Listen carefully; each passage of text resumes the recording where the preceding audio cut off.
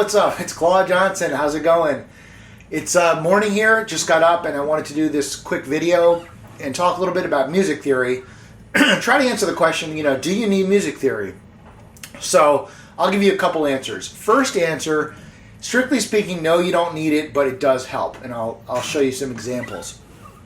Another answer is, hey, you already know music theory because if you know at least one scale or one chord, you know some music theory. So, these guitarists that say they're not into music theory, well, they already know some. And we'll talk about that too. But I like the analogy of music's a conversation. So, to be a great conversationalist, you don't necessarily need to know all the rules of grammar. You still can have a lot of interesting things to say. And if you're a native speaker, like I'm a native English speaker, it's like I don't even need to know the rules of grammar. I'm just automatically going to speak correctly because I'm always hearing it. And in music, you don't necessarily need to know all the rules of harmony or whatever. Your ear is going to lead you to do the right thing a lot of the time. All right, so,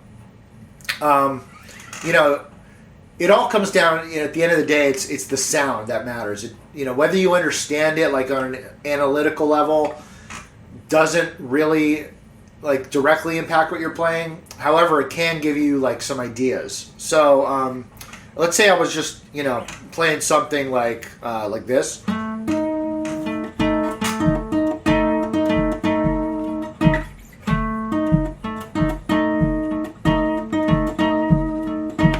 That's kind of an interesting little groove, just like two notes, right? And you could know nothing about music theory and play that, and it would sound the same as if you did know something about music theory and you played the same thing, right? So,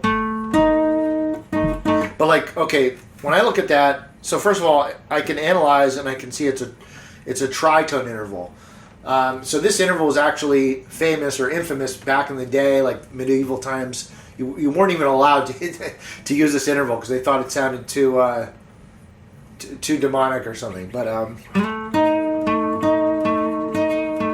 just if I take one of the notes and just start moving it around. So if I move it down, there's my perfect fourth, and then one more fret. There's my major third, which is part of a major chord. So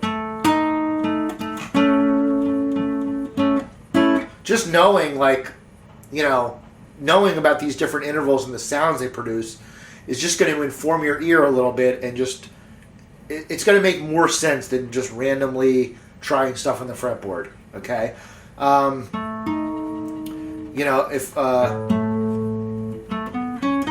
if I put this, let's say if I start in the A note, maybe I'll play an open A string to get a drone note, and I start moving that melody note around.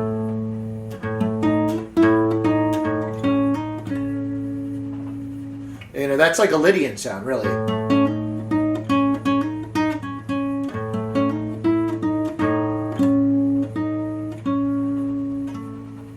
Alright, so knowing about the Lydian mode is another thing that can inform me. Here's one more example. So same two notes, This tritone interval is actually part of a dominant 7 chord. So this is part of the B7 here. So it's I could be playing a blues in B. And this is actually could fit right into that. So just by itself, you maybe wouldn't know that if you didn't know the theory. But it's once you hear that in your ear,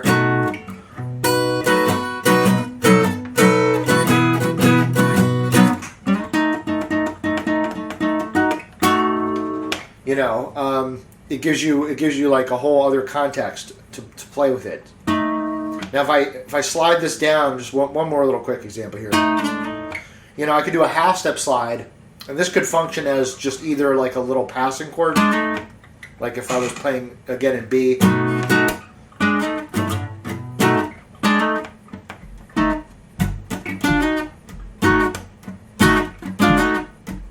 And then when I go to the 4 chord,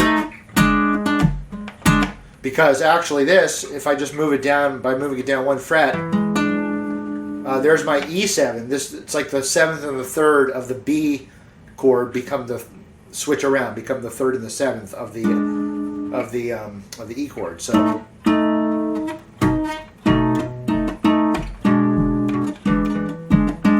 little things like that. There's all, it's like the more you know about it, the more informed you are of different ideas, and you can also like relate it back to something you already know. It just kind of like helps like a deeper understanding. So I think it helps personally. Now that all being said, there's like a couple of caveats I would say. So first of all, not all music theory is created equal.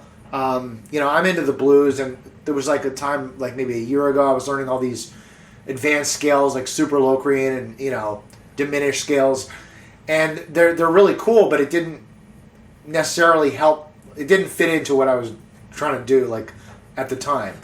Now maybe like something you learn at a certain point in time you won't find useful, and then later on you will find it useful. Who knows? Like in half a year from now, I might really like those advanced scales and stuff. But it kind of leads me to my next point, which is that it's only useful if the theory becomes more than theory, if it becomes like a practical application you can take from it. Okay, so always look for like ways you can take a theoretical idea and actually put it to good use. And then last but not least, theory can help, but it's just that's only one aspect of guitar playing and music. There's many aspects. There's groove, there's technique, there's songwriting, there's tone, there's repertoire, you name it. So anyway, I hope that helps. Bottom line, you don't necessarily need to become a big music theory freak, but knowing a couple of key things can really help. And I think I'm going to do another video on like specifically what music theory you do need to know, like maybe specifically for playing blues. Anyway, that's all I got for you today. Hope that was informative, and we'll talk to you soon.